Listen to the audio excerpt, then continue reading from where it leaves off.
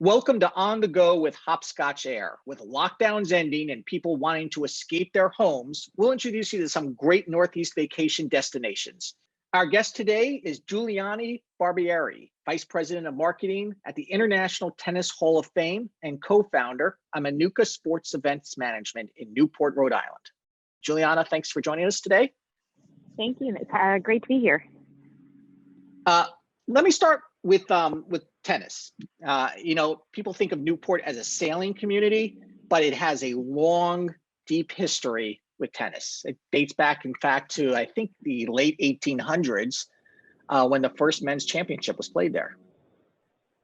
Yes, that is correct. The Newport Casino is up on Bellevue Ave in Newport, and it was built in the 1800s as a social club for Newport's wealthy elite.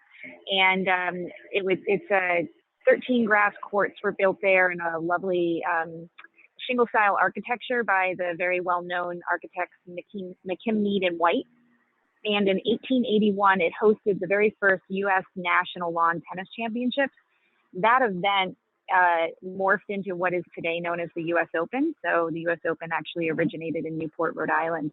As time went on, that club evolved, and in the 1950s, Jimmy Van Allen really wanted to create a shrine to the sport of tennis, and he had visited Cooperstown in New York for baseball, and he said we should be doing something like this for tennis, and they settled on the location in Newport, and it has been the home to the International Tennis Hall of Fame since then. It's in addition to the museum, it's also as I said, we have 13 grass courts. We're a year-round tennis club open to the public.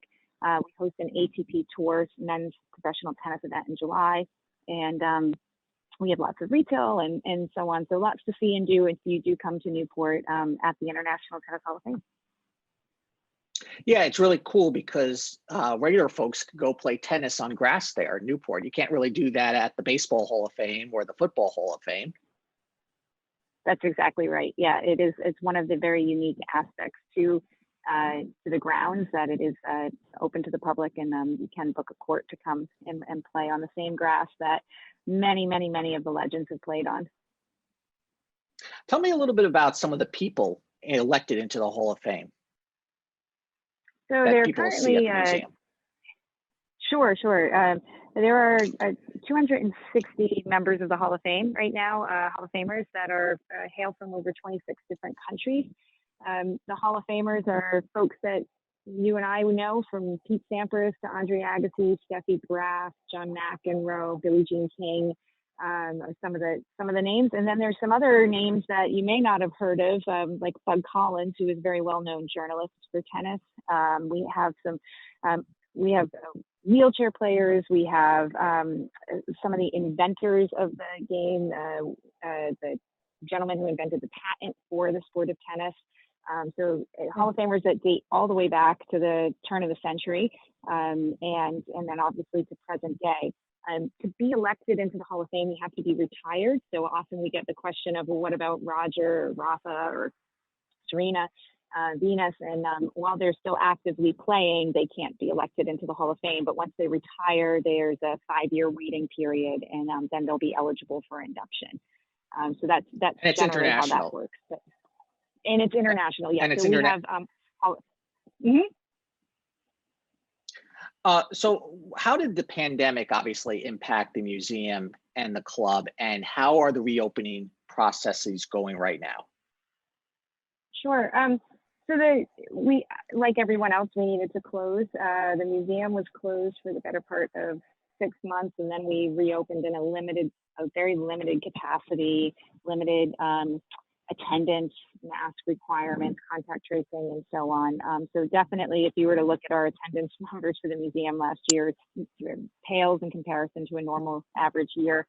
The tennis club, on the other hand, we closed for about a month, but then because the courts are outdoors, because tennis was considered a pretty good sport for social distancing, we were able to reopen, and we were able to stay open through the winter, even on the indoor courts with players wearing masks.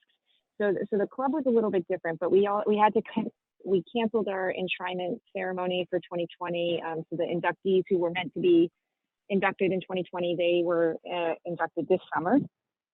We had our ATP Tour event was canceled in 2020. So it was definitely a significant impact overall organizationally, but we were able to come back this summer. We had our events, we had the tournament, the Hall of Fame Open, we had the induction ceremony, and it was really exciting to see people back on the grounds again and enjoying the museum and enjoying the tennis and all of the festivities around that. So we're encouraged by that. Obviously, the Delta variant could create some additional wrinkles, but we think that in general, we're hopefully on the way up and out of where we were in the thick of this back in April, May of 2020.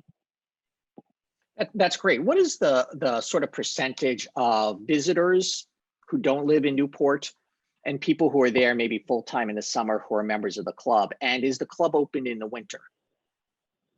Yes, the club is open in the winter year round. There's different types of membership. We do split our membership for winter membership, which is traditionally people who live in Newport year round. And then our summer membership, I'm sorry, I don't know the exact percentage, but our summer membership, we do get quite a lot of folks that summer in Newport who join. And it's for sure more folks from out of town who are members in the summer than the locals. And then that sort of flips and inverts for the winter. And as far as just general visitors, most of our visitors to the museum are coming from out of town. They're the predominant areas that they come from, and this goes for our tennis tournament as well. They're coming from other parts of Rhode Island, Connecticut, New York, Massachusetts. Those are really the primary states that folks are coming from. New Jersey a little bit, and then we get a lot of Floridians, and that's primarily because those Floridians are summering up in the New England area in the summer. So let's talk about the sports management company. When I think of Newport, I think of sailing, I think of tennis. Talk to me a little bit about the other sports activities that you manage. So we have a sports event management company that I helped co-found back in 2008, and that company is very much focused on the marine side of sports. So mostly sailing, mostly professional sailing, offshore sailing, so point-to-point distance racing.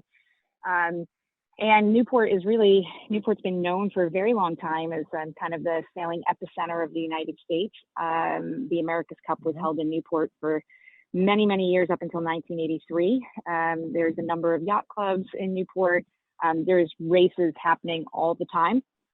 Our company, Manuka, runs a couple of different offshore sailing races that actually none of which hit Newport at the moment, but they have done in the past, the Atlantic Cup being one of them, the Pineapple Cup being the other. And then over the years, we actually ran a very large fishing tournament for Pabst Blue Ribbon, the beer. That was a big effort of theirs for quite some time to really hit their Northeast market. And we had a fishing tournament that ran pretty much from Montauk all the way up into the Cape Cod area. So in addition to the sailing side of things, boating is also a really popular thing to do in Newport and the surrounds. And fishing was a very, very surprisingly very popular event to participate in for anglers in the area. Yeah, fishing is generally pretty huge. I always think of Newport as a little bit of the anti-Cape Cod. You go to Cape Cod for different sort of events. And if you want to talk a little bit about how Newport has its own, feel to it, its own experience. Yeah, absolutely. What's really nice about Newport and really unique to Newport is that it really has a little bit of something for everyone. So if you want to get out on the water and sailing, the classic imagery of, sailing up the bay and going by the lighthouses and whatnot, it's just stunningly beautiful. Also, with a nod to the Gilded Age and back to the Tennis Hall of Fame, and around that same time, you had a number of the mansions that are being built by the Vanderbilts, the Astors, the Carnegies. All of those folks were building their summer cottages, which are very, very large mansions that are now available for touring. The Breakers, the Elms, are probably the most well-known out of that bunch. So that is something that you can do while you're in Newport. Weekly on Thursday nights in the summertime, there are outdoor films. Newport Films puts on wonderful documentary series throughout the summer at various different locations throughout Newport and the surrounding towns on Aquidneck Island. So that's just another really fun, different thing to do. There's polo every Saturday that you could go to.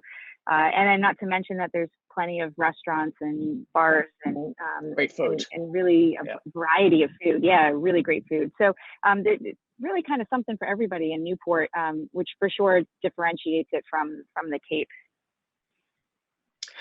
How do people get to Newport? You do have a cute little airport there.